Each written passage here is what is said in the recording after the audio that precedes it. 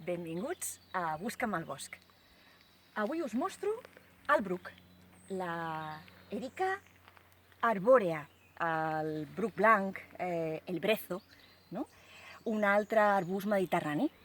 Com sabeu, us estic intentant mostrar el màxim de la flora mediterrània. El bruc, diuen també bruc d'escombres, es feia servir antigament per escombrar. S'agafaven, com podeu veure, els branquillons i es feien les escombres a les masies. Ara també es fan aquests tancats que ens venen a totes aquestes botigues de bricolatge, els tancats de brezo, i una de les utilitats importants que té és la mel de bruc. És una altra de les plantes mel·líferes que fan servir les abelles per fabricar-ne. Si us hi fixeu, estan per aquí feinejant. És de les èpoques més boniques per veure com treballen aquests insectes socials tan espectaculars que hem de conservar i que estan patint les conseqüències dels herbicides i també dels canvis climàtics.